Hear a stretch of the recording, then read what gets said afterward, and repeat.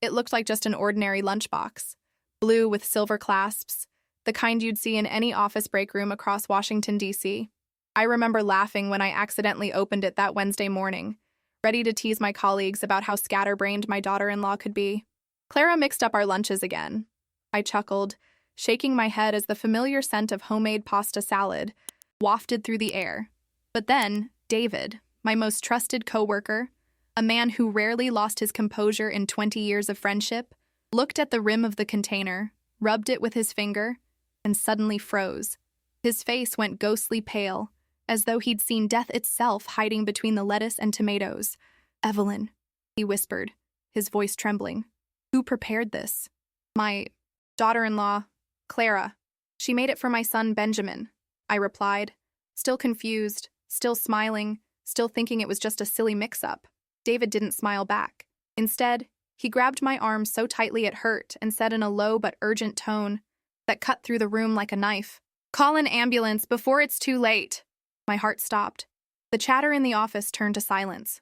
Looked down at the innocent-looking lunchbox in my hands, and for the first time in my life, I was terrified to open it again. What I discovered that day didn't just shake my world. It shattered everything I thought I knew about family, love, and loyalty. My name is Evelyn Wallace, and this is the story of how I learned that sometimes the most dangerous poison isn't what's in your food. It's what's hiding behind the smiles of those you've welcomed into your home. I never thought I'd be the type of mother who'd find fault with her son's choice of wife. When Benjamin first brought Clara home 5 years ago, I was overjoyed. After losing my husband when our son was just 7, I'd spent decades building my perfume company from scratch, working late nights in our small Washington, D.C. apartment, mixing scents while Benjamin slept. The business had grown beyond my wildest dreams, but success had come at a price. I'd never remarried, never found time for anything beyond being a mother and entrepreneur. So when Benjamin, at 32, finally found someone who made his eyes light up, I was ready to embrace her with open arms. Clara was everything I could have wished for. Educated, elegant, with a warm smile that seemed to radiate genuine affection. She had a way about her, a certain grace that made everyone in the room feel special. "She's studying business administration," Benjamin told me proudly during their first visit to my brownstone. "She wants to open her own boutique someday." I watched as Clara admired the framed photos of my late husband, asking thoughtful questions about him, about how I'd built my business as a widow. "It must have been so hard," she said, touching my hand gently. "You're an inspiration, Mrs. Wallace."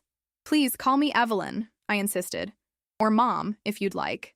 Within 6 months, they were engaged. By the following spring, I was helping Clara into her wedding dress, my heart so full I thought it might burst. As I pinned her veil, she turned to me with tears in her eyes. "I never had a mother who cared," she confessed quietly. "Mine left when I was small. Having you, it means everything to me." I hugged her tightly, this beautiful young woman who was filling a daughter-shaped hole in my heart I hadn't even realized was there. "You're family now," I whispered. "Whatever I have is yours too." How prophetic those words would turn out to be. After the wedding, Benjamin and Clara moved into a townhouse just 20 minutes from my place. Close enough for Sunday dinners, but far enough for the privacy newlyweds deserved. Clara took to married life with enthusiasm, transforming their home into a showpiece that could have graced the pages of any design magazine. More impressively, she showed genuine interest in my business. "I'd love to learn more about perfumery," she told me over brunch one Sunday, 6 months into their marriage. "The way you've built Evelyn's essences is remarkable. Benjamin says you're planning to expand to the West Coast next year?" I nodded, pleased by her interest. "It's been my dream for a long time. The artisanal perfume market in California is booming." "Have you considered bringing someone into the business?" she asked casually, stirring her mimosa. "Someone family, I mean, to help with the expansion." The question caught me off guard. Benjamin had never shown interest in joining the company, preferring his work in finance. But looking at Clara's eager expression, I wondered if perhaps she might be the heir my business had always needed. "I might," I replied carefully. "Are you suggesting yourself?" Her smile brightened. "Would that be terrible? I know I have a lot to learn, but I'm a quick study, and it would mean so much to keep Evelyn's essences in the family." Within weeks, Clara began shadowing me at the office 2 days a week. She was a natural, charming clients, offering fresh marketing ideas, even suggesting a new youth-oriented line that proved surprisingly successful. My employees adored her, and I found myself revising my will to include her specifically, giving her and Benjamin equal shares in the business upon my retirement or death. "You're too young to be thinking about wills." Benjamin laughed when I mentioned it over dinner at their place. "It's just good business sense," I replied. "Besides, your wife has become invaluable to me. She deserves recognition." Clara beamed, squeezing my hand across the table. "That means everything to me," she said softly. Truly. Life settled into a comfortable rhythm. Clara continued working with me part-time while pursuing her MBA. Benjamin thrived at his investment firm, and I, for the first time since becoming a widow, felt complete. I had my son, a daughter-in-law who felt like my own child, and a business that was flourishing under our combined vision. Then, almost imperceptibly, things began to change. It started with Benjamin looking tired at Sunday dinners. Dark circles under his eyes, his usual robust appetite diminished.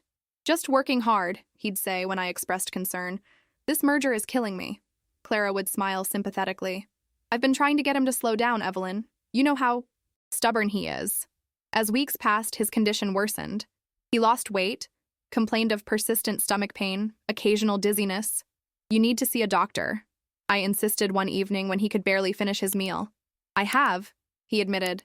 "They ran tests, found nothing conclusive, said it might be stress-related." Clara nodded, her face a perfect mask of concern. "That's why I've been making all his meals from scratch. Healthy, organic, nothing processed. And I pack his lunch every day." She squeezed his shoulder.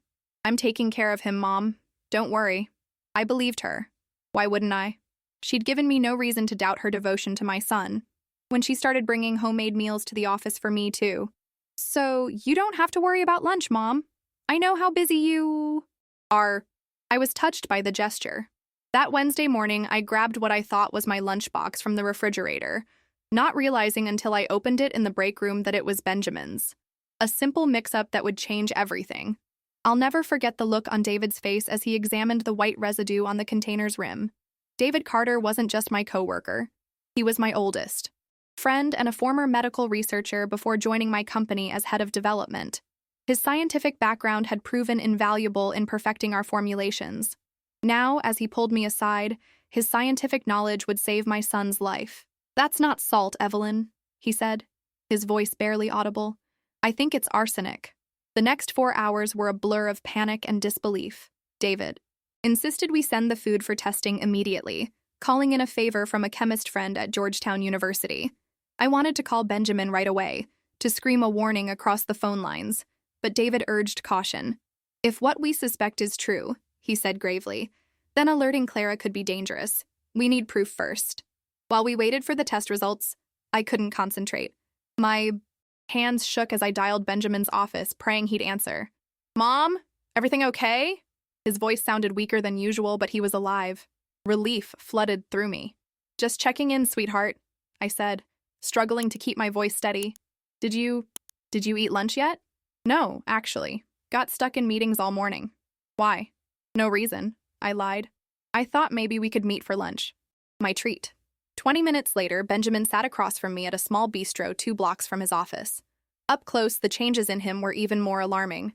His skin had a yellowish tinge. He'd always been trim, but now his clothes hung on him, and the hand that lifted his water glass trembled slightly. "You look worried, Mom," he said, studying my face. "Is everything okay at the company?" I forced a smile. "Everything's fine. I just wanted to see my son." We chatted about work, about a weekend getaway he and Clara were planning. I listened, nodding at appropriate moments while my mind raced.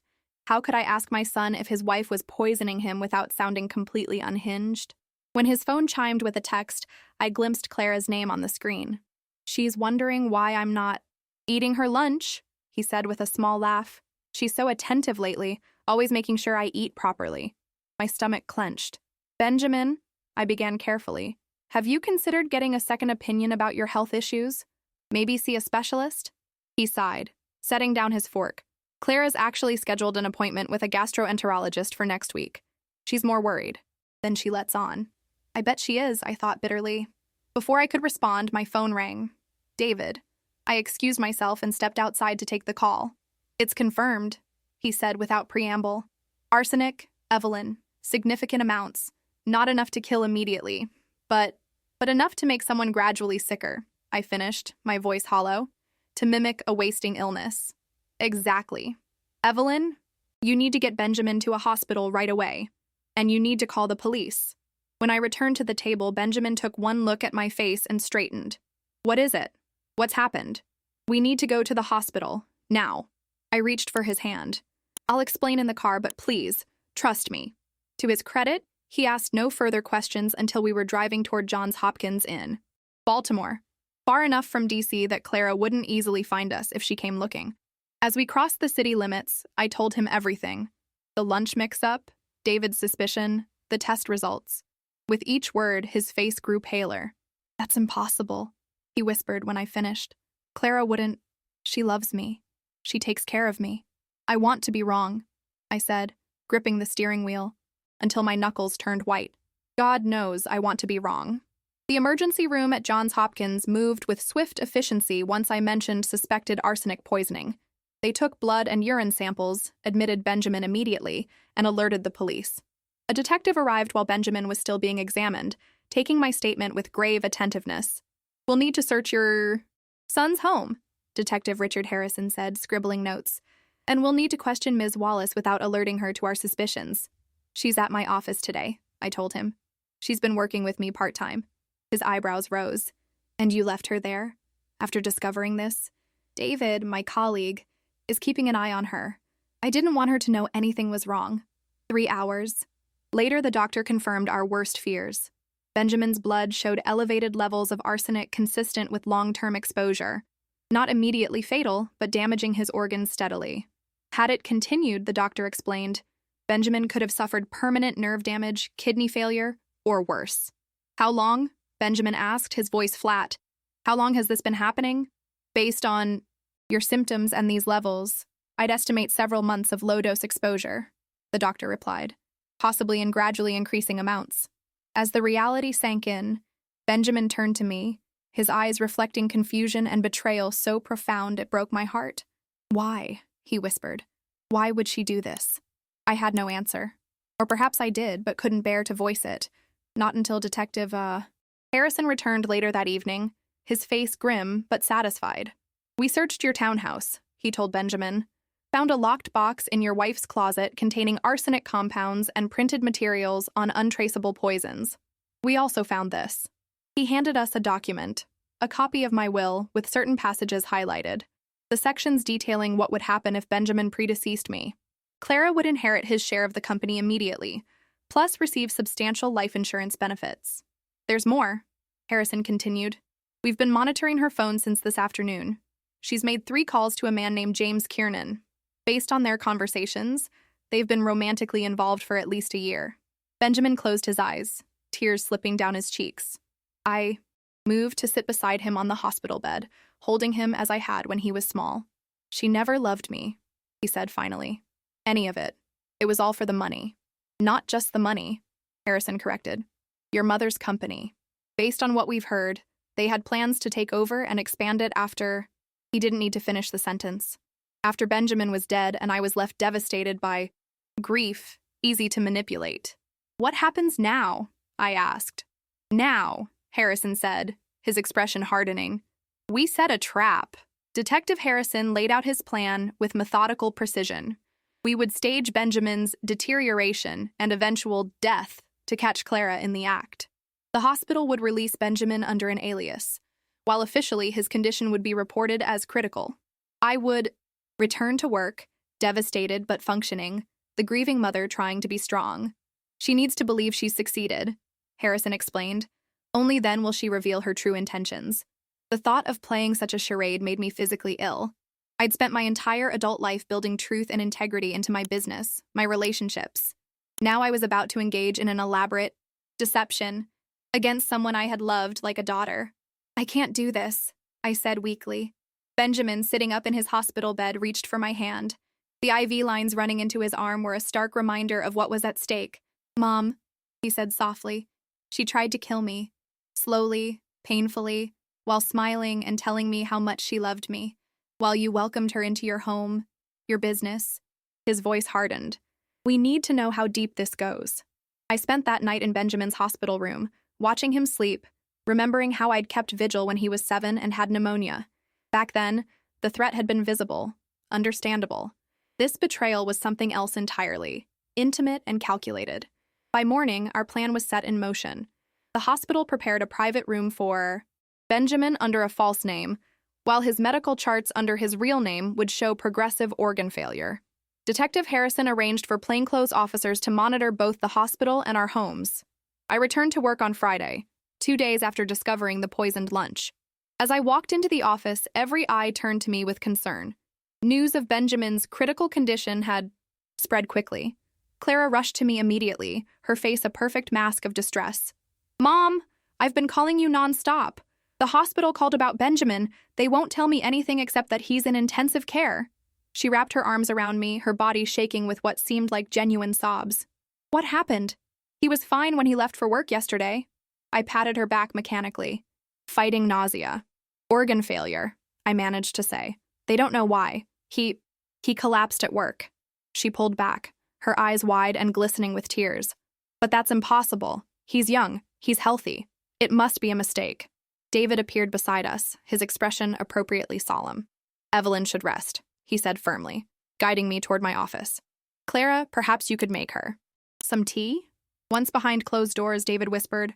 "The police searched her desk last night, found a burner phone and a notebook with what appears to be dosage calculations." I sank into my chair, suddenly exhausted. "Did they arrest her?" "Not yet. Harrison wants more evidence. Specifically, he wants to catch her communicating with this Kiernan person about their plans." Over the next 3 days, I lived a nightmare of double consciousness. At the hospital, I spent hours with my very much alive son, discussing evidence with Harrison and planning our next moves. At work and in public, I performed the role of a mother watching her only child slip away. Clara was always by my side, the devoted daughter-in-law. She brought me food I couldn't eat, arranged for a car service to take me to, and from the hospital even organized a prayer circle among our employees. To anyone watching, she was the picture of loving support. But the police, monitoring her communications, painted a different picture. In private calls to James Kiernan, she spoke coldly about Benjamin's convenient decline and their plans for the future. "His liver's failing now," she told Kiernan on Sunday night as I pretended to sleep in the hospital waiting room while an officer recorded her call. "The doctor says it could be any day. Once the funeral's done, I'll console the old lady for a month or so, then suggest we honor Benjamin's memory by expanding the business, just like we planned." Kiernan's reply was equally chilling. "Just make sure you're listed as the beneficiary on everything." The old bat was practically begging you to join the family business. Now you'll own it outright. I closed my eyes, remembering how proudly I'd introduced Clara to my investors, my employees, my friends. My daughter, I'd called her, feeling blessed by her presence in our lives. On Monday morning, Harrison called me before dawn. "It's time," he said simply. The hospital prepared a room for the final act of our deception. Benjamin, looking gaunt from his actual ordeal but very much alive, was connected to monitors programmed to show failing vital signs. A sheet partially covered his face, and makeup created the illusion of death's pallor. I sat beside his deathbed, holding his hand, waiting. The police were positioned discreetly throughout the floor, and cameras had been installed in the room. Clara arrived at 9:43 a.m., her face appropriately stricken when the doctor solemnly informed her that Benjamin had little time left. She rushed to his bedside, taking his other hand, whispering tender words of love. "Don't leave me," she pleaded, tears streaming down her face. "Please, Benjamin, fight. I need you." I watched her performance with a strange detachment, wondering how I could have been so thoroughly deceived by someone I trusted completely. Had there ever been genuine feeling there? Or had it all been calculation from the very beginning? At 10:17 a.m., the monitors flatlined. The doctor entered, checked for vital signs, and somberly pronounced Benjamin Wallace dead. I crumpled into a chair, my grief performance barely needed. The situation itself was heartbreaking enough. Clara fell to her knees beside the bed, her sobs racking her body. The doctor and nurse discreetly left us, alone with our grief. For several minutes, we maintained the tableau of mourning, the devastated widow and mother. Then, thinking herself unobserved, Clara rose and approached Benjamin's body. She leaned close to his ear, her voice dropping to a whisper that the hidden microphones barely caught. Finally, it's over. I'm sorry it had to be this way, but you've given me everything I need now. Rest well, Benjamin. As she straightened, Benjamin's eyes snapped open. Is that all I was to you? He asked quietly. A means to an end? Clara stumbled backward, her face transforming from grief to shock to terror in the span of seconds. You're alive? How? Before she could recover, the door opened and Detective Harrison entered, flanked by 2 officers. Clara Wallace, he said formally, you're under arrest for the attempted murder of Benjamin Wallace. As they led her away, her shock gave way to cold fury. She turned to me, her lovely face contorted with rage. You stupid old woman, she hissed. You think this changes anything? I'll get the best lawyers money can buy. Your precious company will be paying for my defense. I stood my ground, meeting her gaze without flinching. No, Clara. You signed an employment contract with a morality clause, and my will was changed last week. You get nothing. Her scream of frustration echoed down the hospital corridor, a sound I knew would haunt my dreams for years to come. Later, sitting with Benjamin in his real hospital room, I finally allowed myself to weep. For the betrayal, for the daughter I thought I had, for the family that had been nothing but an illusion. I'm so sorry, I whispered to my son. I brought her into our lives. I trusted her. Benjamin, still weak but improving daily, squeezed my hand. We both did, Mom. We both did. The weeks following Clara's arrest unfolded like scenes from a movie I never wanted to star in. Our private family tragedy became a media sensation. Perfume heiress targeted in poisoning plot, screamed the Washington Post headline. Deadly ambition, DC socialite charged with attempting to murder husband, declared another. Benjamin and I retreated to my brownstone, pulling the curtains closed against the reporters who camped outside. My company's board called emergency meetings. Friends left voicemails expressing shock and sympathy. Through it all, we moved like ghosts through rooms that had once held Sunday dinners and holiday celebrations, with the woman who had plotted my son's death. I keep thinking I missed something, Benjamin said one evening, staring into the fireplace where photos of his wedding day now turned to ash. Some sign, some clue that she wasn't who she pretended to be. I'd been asking myself the same question. Had there been moments when Clara's mask had slipped? Had I ignored warning signs because I so desperately wanted a daughter in my life? The evidence against her mounted with each passing day. Police discovered she had researched untraceable poisons for months before beginning to administer them to Benjamin.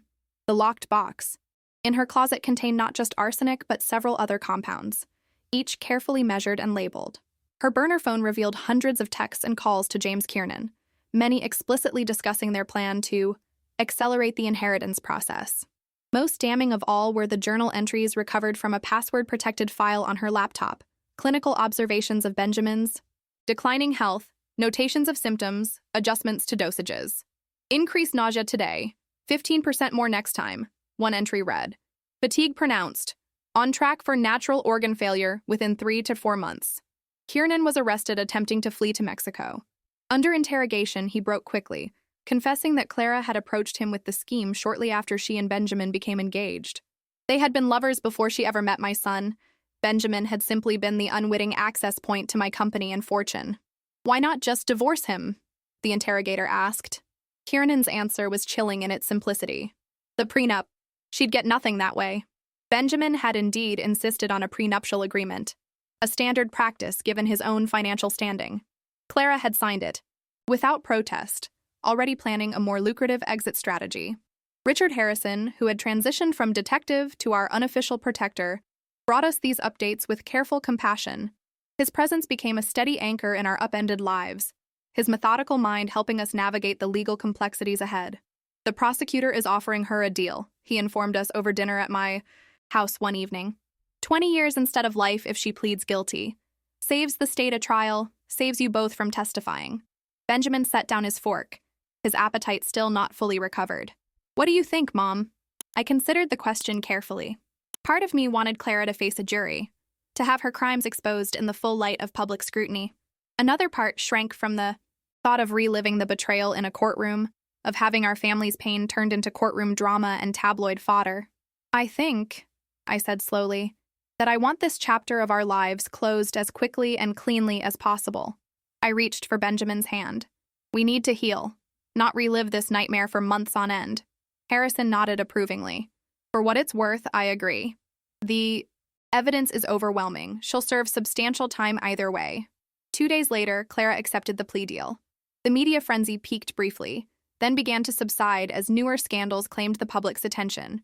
Benjamin and I were left to rebuild our lives in the quieter aftermath.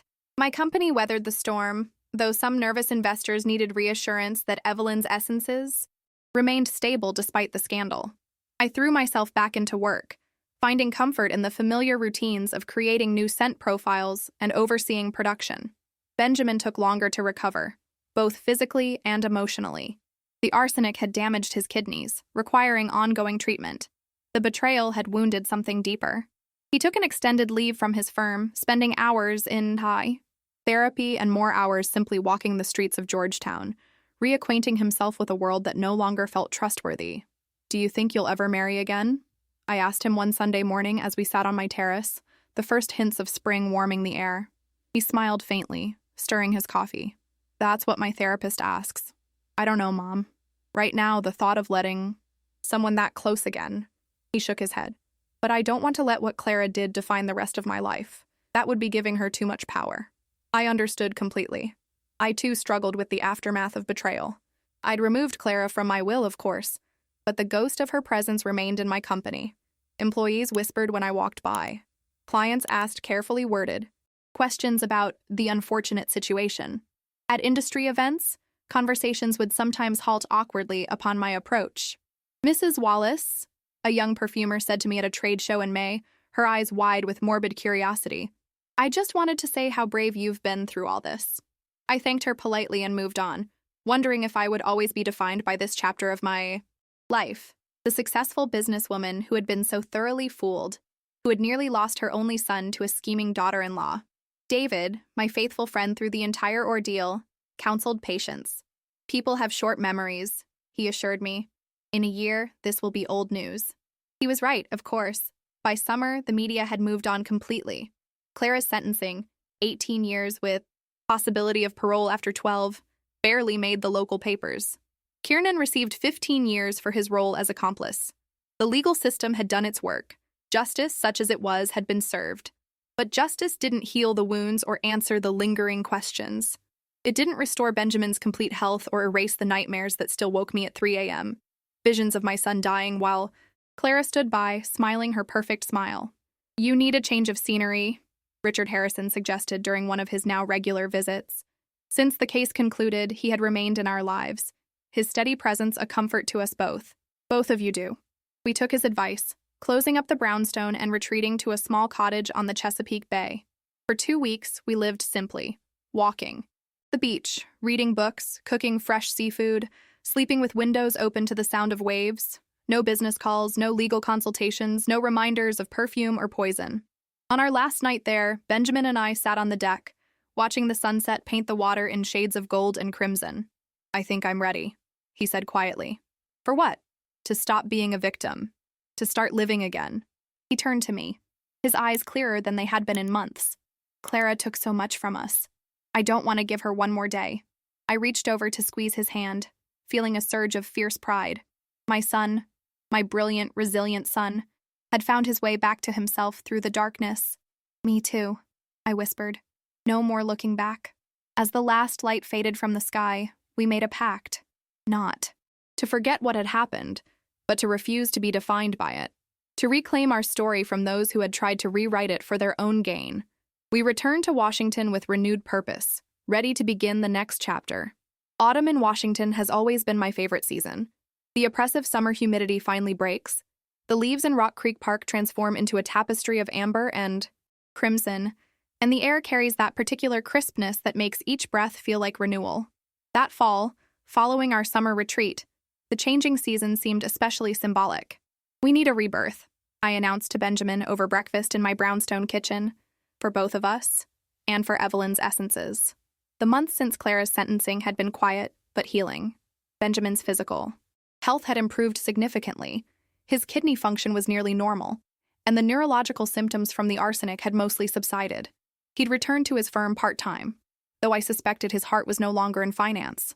"What did you have in mind?" he asked, looking up from the newspaper. I laid out my vision, a complete rebranding of my company, moving away from the traditional, luxury perfume market into something more meaningful. I want to create a foundation within the company, I explained, using our profits to fund research on detecting poisons and treating their effects, maybe even supporting victims of similar crimes. Benjamin's eyebrows rose. That's not a small pivot, Mom. No, I agreed, but I can't go back to business as usual. What happened to us, it changed me. I need my work to have purpose beyond just making beautiful scents for wealthy women. He considered this, then smiled. I like it, but the board might need convincing. Let them try to stop me, I replied with a determination that made him laugh. The following week, I presented my plan to the board of directors. As Benjamin had predicted, there was resistance. This is a cosmetics company, not a charity, objected Harold Winters, our most conservative board member. Customers buy our perfumes because they're luxurious and exclusive, not because they support a cause. Times are changing, Harold, I countered. Today's consumers, especially younger ones, want their purchases to align with their values. And frankly, after what my family has endured, I need this change. In the end, my controlling interest in the company settled the matter. By November, Evelyn's Essences had been reborn as Truth, Fragrances with Purpose. Our flagship store in Georgetown was redesigned with a new aesthetic, cleaner, more transparent, with displays explaining how each purchase contributed to our foundation's work. The press loved the story.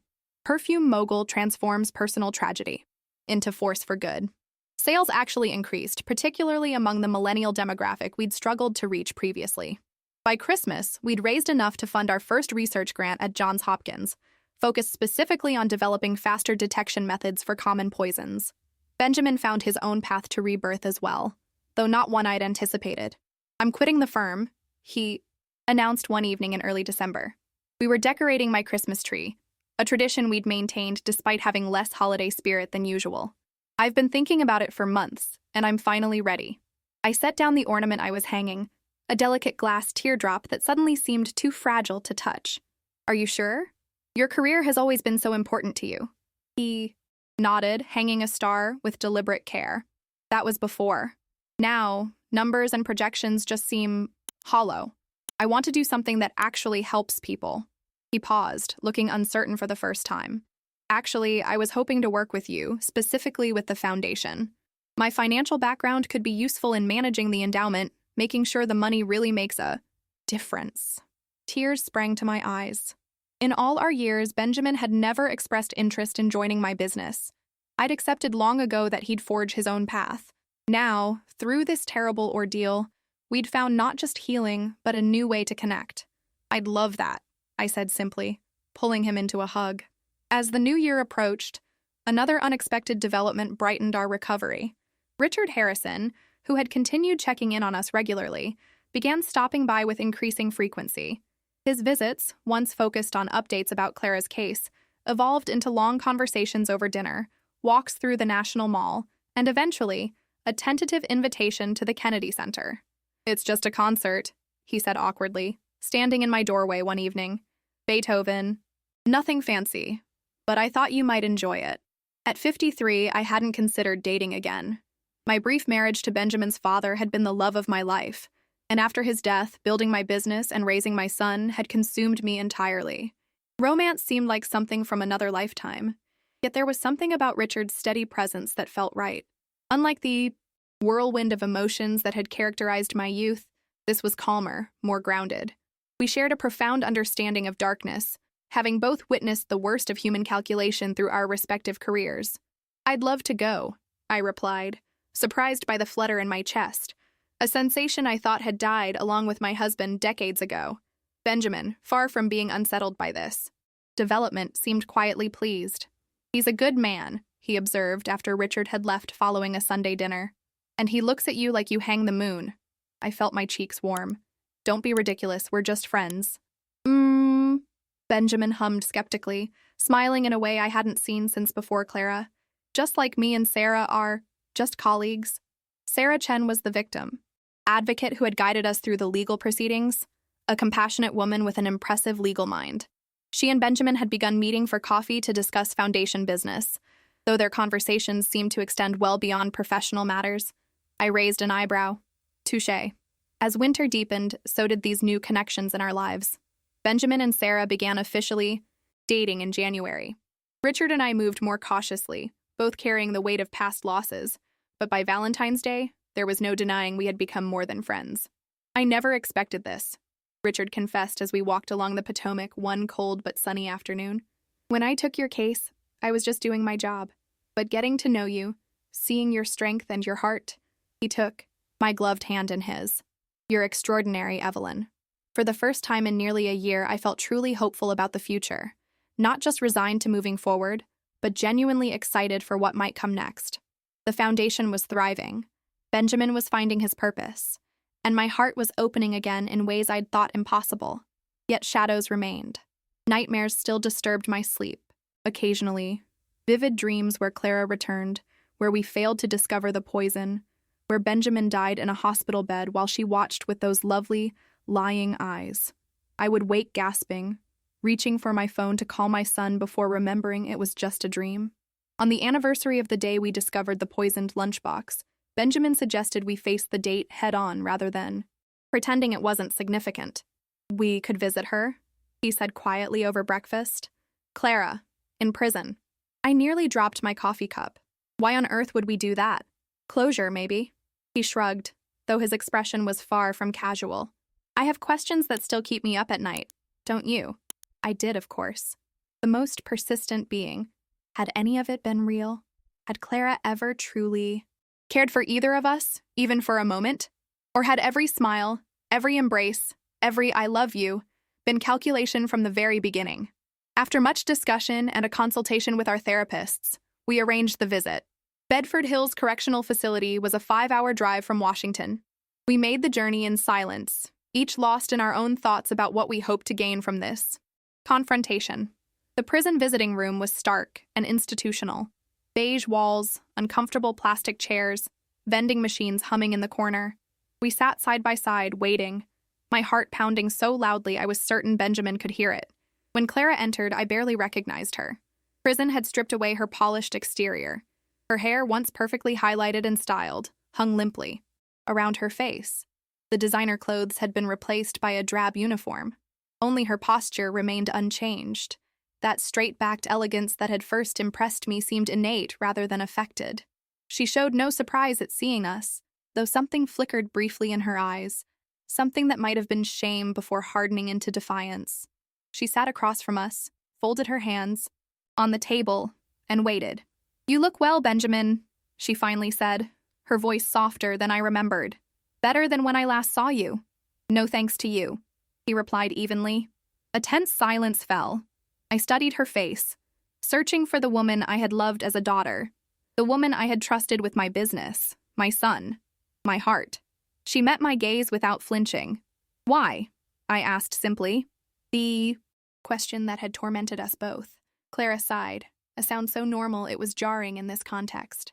Would it make any difference if I said part of it was real? That I did care for you both in my way? Did you? Benjamin pressed. She looked down at her hands. I admired you, Evelyn. Your business acumen, your strength. In another life, she trailed off, then straightened. But admiration isn't love. And James, he was the only person I ever truly loved. So it was always about the money, I said flatly. The money, the company, the status. She shrugged. I came from nothing. Foster homes, poverty. When I met James, he showed me another way. And when we learned about you, about your success story, a bitter smile crossed her lips. It seemed poetic. The self-made widow takes in a woe, daughter-in-law, never suspecting she's being played at her own game. People died in those foster homes too, Benjamin said quietly. They didn't turn into killers. Clara's eyes flashed. No, they just died forgotten. I refused to be forgotten. We learned nothing more of value in that visit. No grand confession, no tearful apology, just the cold reality that the woman we had welcomed into our family had seen us as nothing more than stepping stones to the life she wanted. As we drove back to Washington, I felt a strange sense of peace settling over me. She didn't break us, I said, as the city skyline came into view. She tried, but here we are. Benjamin reached over to squeeze my hand. Stronger than before? Spring arrived with a flourish of cherry blossoms and renewed energy in Auia. Washington. 1 year had passed since our lives were upended, and while the scars remained, they no longer defined us. Truth Fragrances had become not just financially successful, but a respected voice in the public health sector. Our foundation had funded 3 research initiatives and established a support network for victims of similar crimes. Benjamin had found his calling managing the foundation, working closely with Sarah, whose professional relationship had blossomed into something far more personal. They moved with the easy synchronicity of 2 people perfectly attuned to each other's rhythms. Watching them together filled me with a joy I'd almost forgotten I could feel. Richard and I continued our careful courtship, both of us too experienced in life's unexpected turns to rush headlong into commitment. Yet there was a comfortable certainty between us, a shared understanding that whatever came next, we would face it together. On a bright April morning, I stood before a podium at Johns Hopkins Medical Center, preparing to announce our foundation's most ambitious project yet, the Truth Toxicology Center, a dedicated facility for research, education, and patient care. Ladies and gentlemen, I began, looking out over the assembled crowd of medical professionals, donors, and press. 1 year ago, I discovered that my daughter-in-law was slowly poisoning my only son. A hush fell over the audience. Though our story had been publicized, hearing it stated so plainly still had power. What saved Benjamin's life wasn't just medical intervention, though we're eternally grateful for that. It was knowledge, specifically the knowledge to recognize poison when it appeared. My colleague David Carter identified arsenic because of his scientific background. But how many victims don't have a former medical researcher at their breakfast table? How many poisonings go undetected until it's too late? I gestured to the architectural rendering displayed behind me. A modern glass and steel building designed to flood its interior with natural light. A metaphor made physical, bringing darkness into the light. Today, I'm proud to announce a $10 million commitment to establish the Truth Toxicology Center here at Johns Hopkins. This facility will advance detection methods, treatment protocols, and public education about poisons both common and rare. Because knowledge, truth, is the most powerful antidote we have. The applause was immediate and enthusiastic. As I stepped away from the podium, Benjamin joined me, followed by David and Richard. We stood together as the hospital director took over to explain the technical aspects of the center. "You did it, Mom," Benjamin whispered, his eyes bright with pride. I squeezed his hand. "We did it." The reception afterward was a swirl of congratulations, questions from reporters, and discussions with medical professionals eager to be involved with the center. I found myself drawn into a conversation with a neurologist specializing in arsenic's effects on the brain when Benjamin appeared at my elbow, his expression tense. "Mom, there's someone here to see you," he said quietly. "In the east courtyard." "Who?" I asked, instantly alert to his tone. "James Kiernan. He's been released." My blood ran cold. James Kiernan, Clara's lover and co-conspirator, had indeed received a lighter sentence due to his cooperation, but I hadn't expected his release so soon. "I'll handle this," Richard said, appearing beside us, his law enforcement instincts clearly triggered. I placed a hand on his arm. "No, I need to hear what he has to say." The courtyard was deserted, except for a solitary figure sitting on a bench beneath a flowering magnolia tree. Kiernan looked older than I remembered, thinner, the cockiness replaced by a wary fatigue. He stood as I approached, alone. I'd insisted Benjamin and Richard wait at the entrance, visible but not interfering. "Mrs. Wallace," he said, his voice rougher than I recalled. "Thank you for seeing me. What do you want, Mr. Kiernan?" I kept my distance, arms crossed protectively over my chest. He gestured to the bench, but I remained standing. With a sigh, he sat back down. "I'm not here to cause trouble. I've served my time, reduced for good behavior and cooperation. He ran a hand through his thinning hair. "I needed to say something to you face to face." I waited, skepticism evident in my stance. "Clara's dead," he said bluntly. 3 weeks ago. Suicide." The words hit me like a physical blow. Despite everything, I felt a sharp pang of grief. "How?" I managed to ask. "Hanging, in her cell." His voice was flat, emotionless. She'd been declining for months.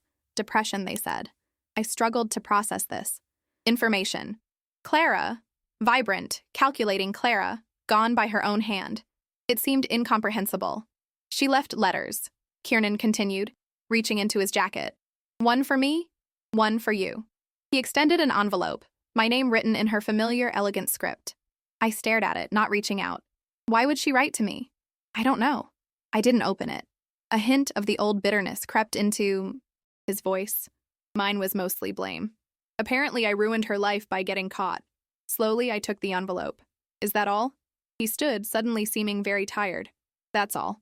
I'm leaving Washington, starting over somewhere nobody knows this story. I just thought you should hear it from me, not from some cold official notification. As he turned to go, I found myself asking, did you ever love her? Really? He paused, looking back with an expression I couldn't quite read. Yes, God help me, I did, even knowing what she was capable of. A sad smile touched his lips. You understand that, don't you? Loving someone even when you know you shouldn't. Before I could respond, he walked away, shoulders hunched against a sudden breeze that scattered magnolia petals across the courtyard.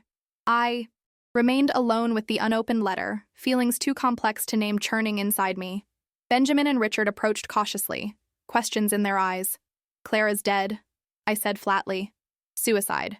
Benjamin's face registered shock, then a complicated mix of emotions.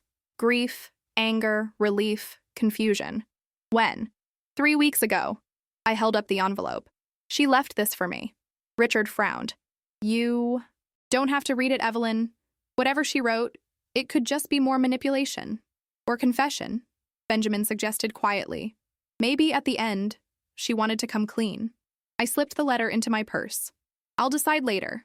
Today is about the center, about moving forward, not about Clara. We returned to the reception, though the news cast a shadow over what should have been an unmitigated triumph. Later that evening, alone in my study, I finally opened Clara's letter. The paper inside was cheap prison stationery, but the handwriting remained elegant, controlled. Evelyn, by the time you read this, I will be gone. I won't ask for forgiveness. We both know I don't deserve it. But before I leave this world, I need to tell you one truth among all my lies. I did love you. Not. At first, you were just the target, the means to an end.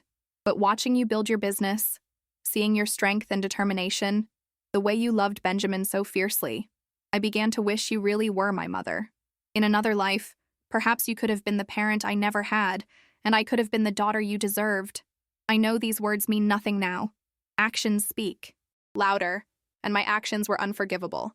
I poisoned the son you adored. I betrayed your trust in the most fundamental way possible.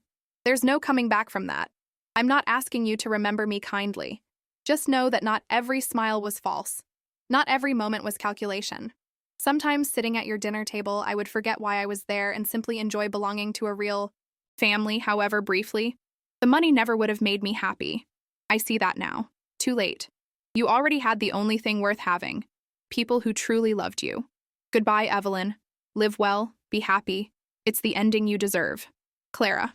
I set the letter down, tears streaming down my face. Not for the woman who had tried to destroy us, but for the broken girl she must have been, who had chosen, such a terrible path when other choices existed. For the relationship that might have been, in another reality where love outweighed ambition. When Benjamin called later that evening to check on me, I told him about the letter. Do you believe her? He asked after a long silence. Parts of it, I admitted. I think people are rarely all one thing, even Clara. Does it change anything for you? I considered the question carefully. No, I said finally, but it helps me make sense of certain moments. Times when I was sure I saw real feeling in her. Maybe I wasn't completely wrong. Always looking for the good in people, Benjamin said, a smile in his voice. Even now. Is that so terrible? No, Mom. It's what makes you you. Just be careful it doesn't make you vulnerable again. I thought. About that warning as I prepared for bed, Clara's letter locked away in my desk drawer. Benjamin was right to be cautious, but I couldn't regret my capacity to see the humanity in others, even those who had harmed us. That capacity had allowed me to open my heart again. To Richard, to new purposes, to the future we were building from the ashes of betrayal. Clara's death was not an ending I would have chosen for her, but it closed a chapter nonetheless. As I drifted toward sleep, I found myself hoping that whatever demons had driven her to such calculated cruelty and ultimate despair had finally released their hold. Tomorrow would be another day of building something positive from our painful experience. The center would save lives. Our foundation would support victims. Benjamin and Sarah would continue falling deeper in love. Richard and I would explore our second chance at happiness. The poison had not defined us. The betrayal had not broken us.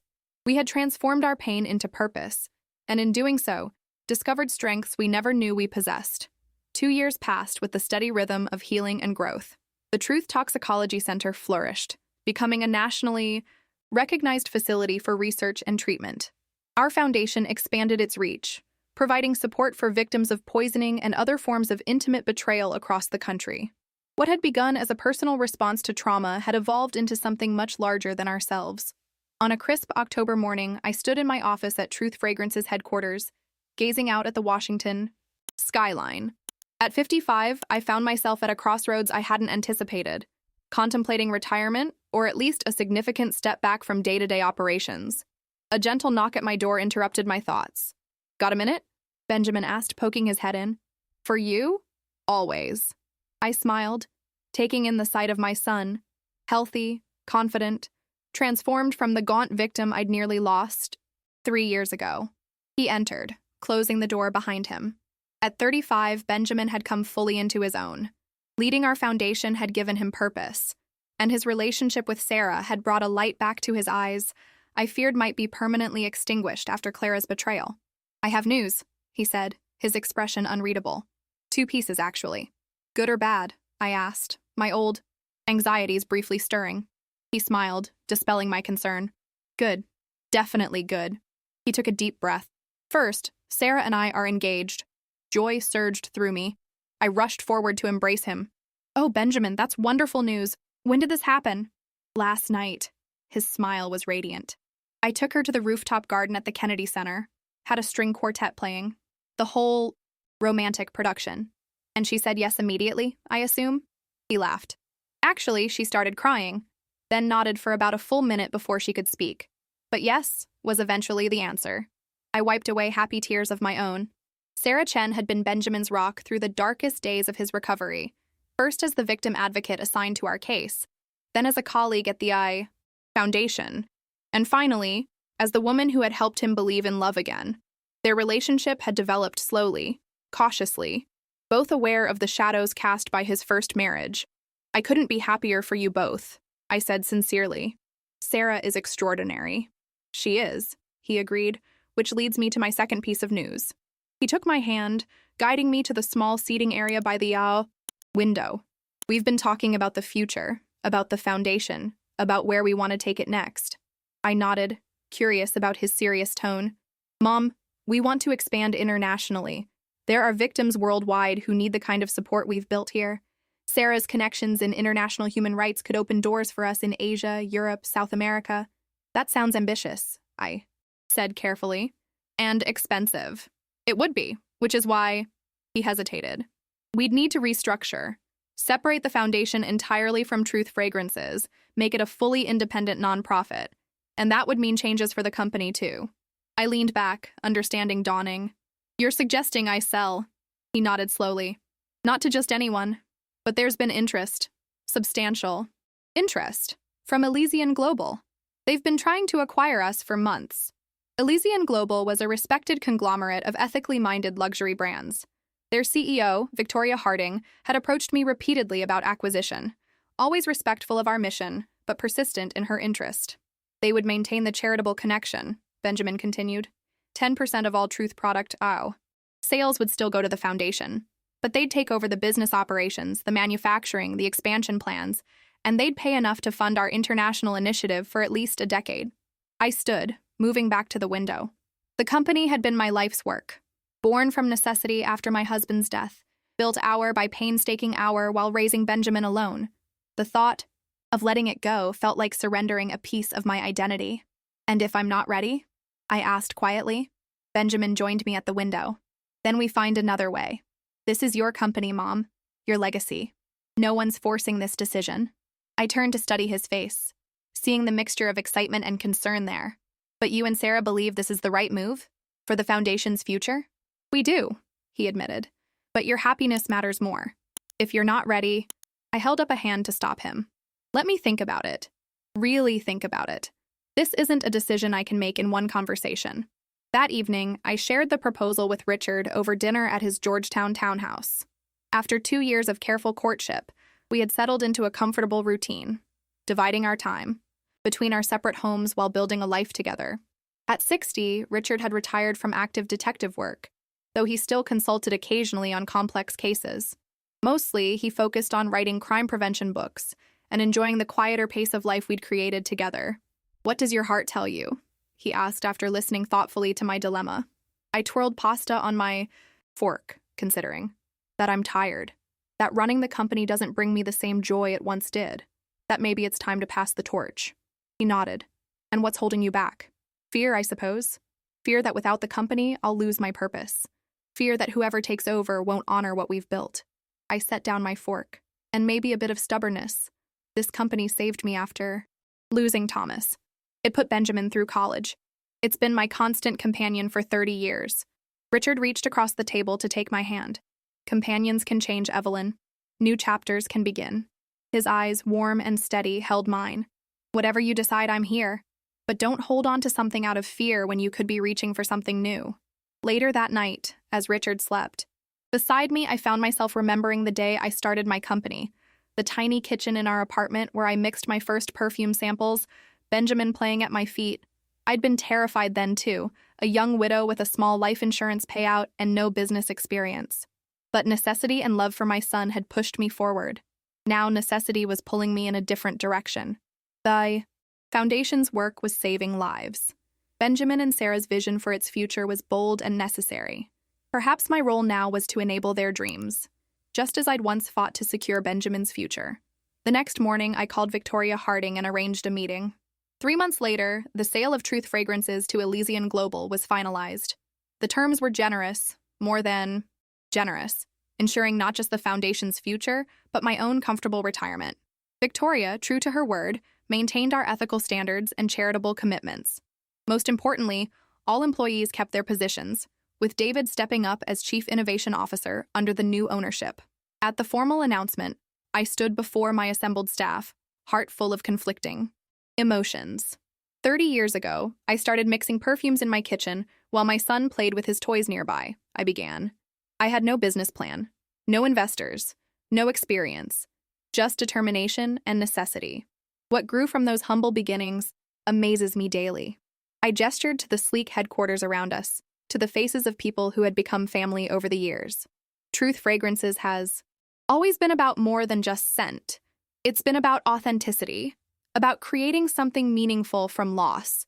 3 years ago, when our family faced an unimaginable betrayal, that mission deepened. We transformed our pain into purpose through the Foundation's work. I looked to Benjamin and Sarah standing side by side at the edge of the crowd, their hands intertwined. Today, we begin a new chapter. Under Elysian's stewardship, Truth will continue its commercial success and ethical commitments. Meanwhile, the Foundation will expand internationally, reaching victims worldwide who need support and advocacy. Emotion threatened to overwhelm me, but I pressed on. This isn't goodbye, it's evolution, and while change is always bittersweet, I believe with my whole heart that the best is yet to come, for this company, for the Foundation, and for all of us who have been part of this journey. The applause was deafening, many eyes shining with tears to match my own. David approached first, enveloping me in a bear hug. "You built something remarkable, Evelyn," he whispered, "and now you get to watch it grow in ways you never imagined." The transition period lasted 6 weeks during which I gradually handed over responsibilities while ensuring Victoria understood the company's DNA. By spring, I was officially retired, a status that felt foreign after decades of ceaseless work. "So what now?" Richard asked as we strolled through the National Arboretum, cherry blossoms floating around us like pink snow. "The world is your oyster, Ms. Wallace." I squeezed his hand, contemplating the question. "First, I think I'll sleep in for about a month, then maybe some travel. Not for business, just for pleasure. I've always wanted to see Kyoto in autumn. I hear it's spectacular," he replied. "The maple leaves rival our cherry blossoms." I stopped walking, turning to face him. "Would you come with me? To Kyoto, I mean. And perhaps other places after that?" Richard's expression softened. "Evelyn Wallace, are you asking me to run away with you?" "I suppose I am," I laughed. "At our age, is that scandalous?" He pulled me close, kissing me gently. "Delightfully so. And yes, I'd follow you anywhere." That night, watching the sunset from Richard's, soon-to-be our terrace, I felt a profound sense of peace settle over me. The path that had led here had been marked by both tremendous joy and devastating pain, Yet standing at this vantage point, I could see how each experience, even the darkest, had shaped me into the woman I had become. The company would continue without me. The foundation would expand under Benjamin and Sarah's capable leadership, and I would begin again, not from necessity this time, but from choice, from love. Two new beginnings, Richard said, raising his wine glass to mine. I smiled, clinking my glass against his, and to the wisdom to recognize them when they arrive.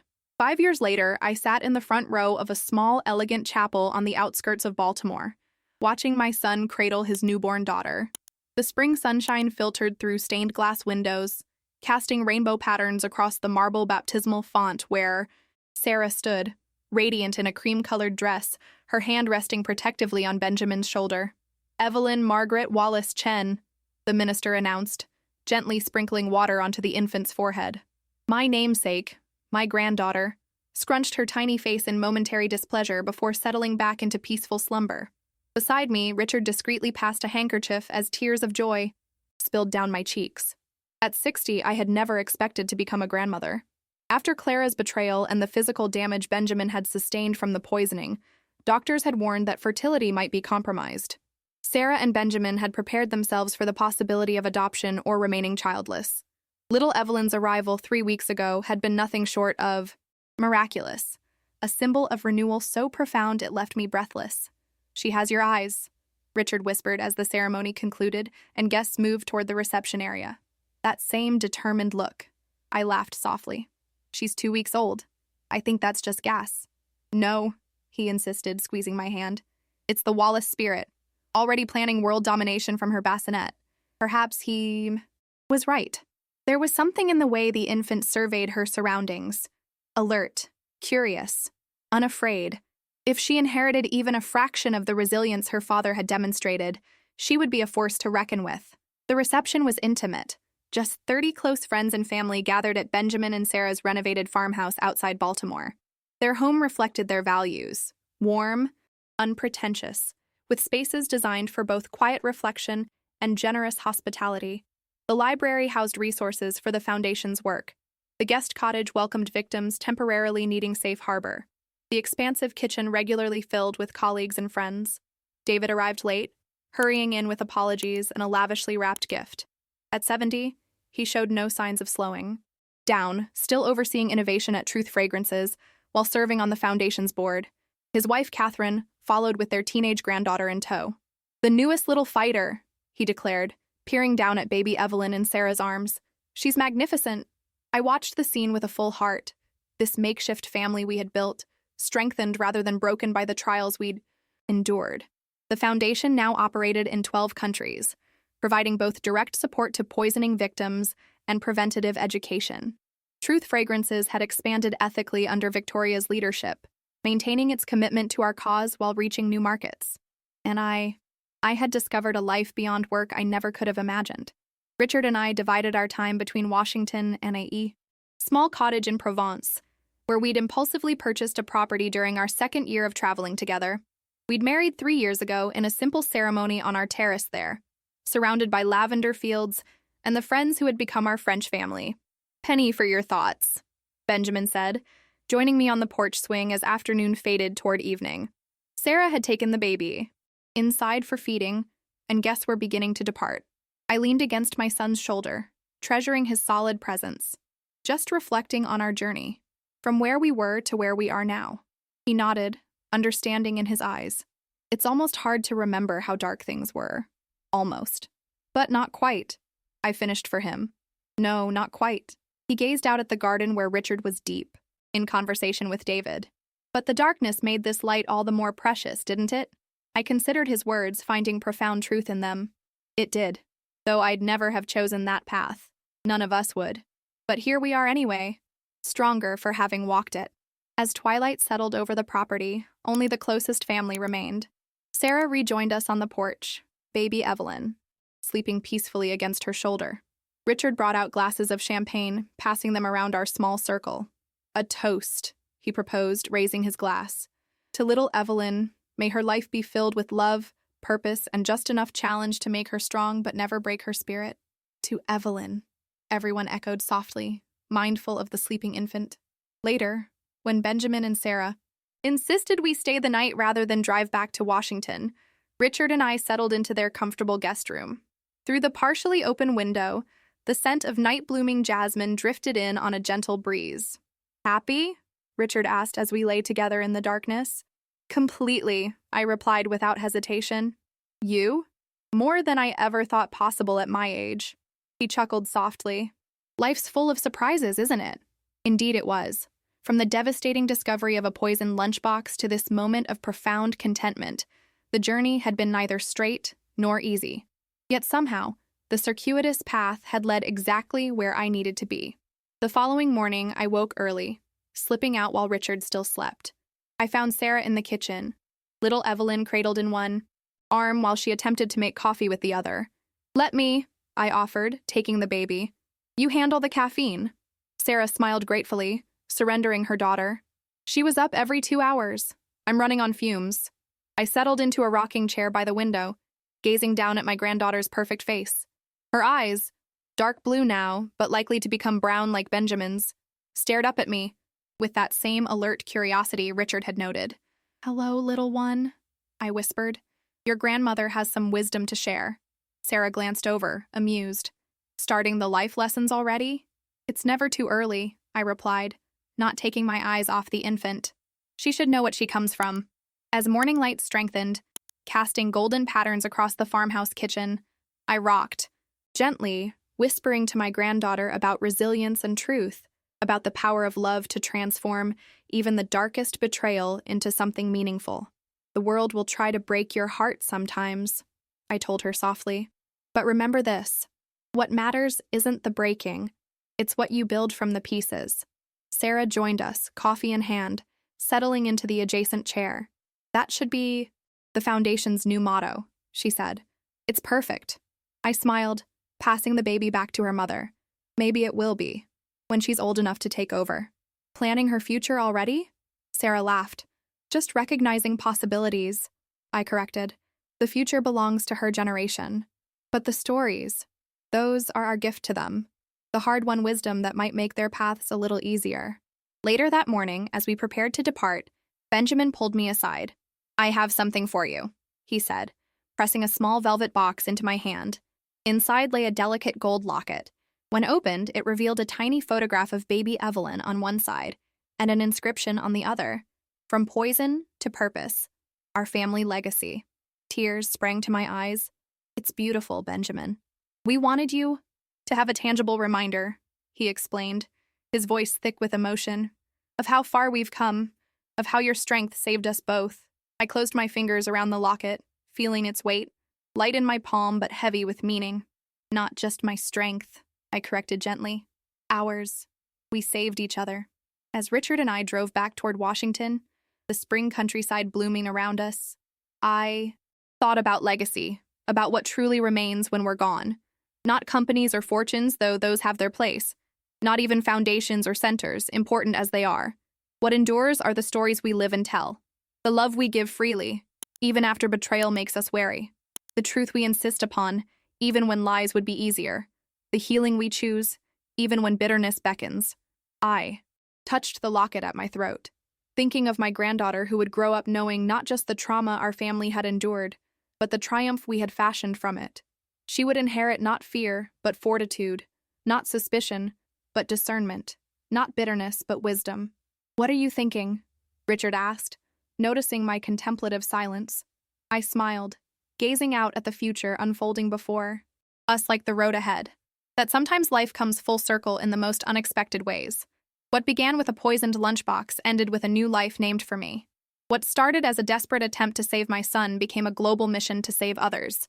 He reached for my hand, his touch as reassuring now as it had been when he first entered our lives as Detective Harrison.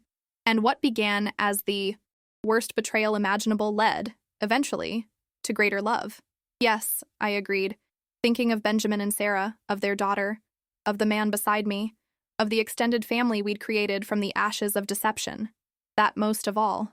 As Washington's skyline appeared on the horizon, I felt the particular peace that comes from a story well concluded. The poisoned lunchbox that had nearly destroyed us had instead become the catalyst for a deeper, more meaningful life than I could have imagined before that fateful day. Some might call it justice. That Clara's attempt to destroy had ultimately created something stronger, more beautiful. I preferred to think of it as transformation, the alchemical process by which life's darkest elements can be transmuted into gold, if only we have the courage to work with what we're given. Ready for whatever comes next? Richard asked as we approached the city limits. I squeezed his hand, feeling gratitude wash over me for this second chance, this unexpected chapter, this hard-won happiness. Absolutely, I replied. Whatever comes next, we'll face it together. That's what family does. And in the end, that was the greatest victory of all. That despite everything, family remained. Not the family I had once envisioned, but something stronger, tested by fire and made more precious by its survival.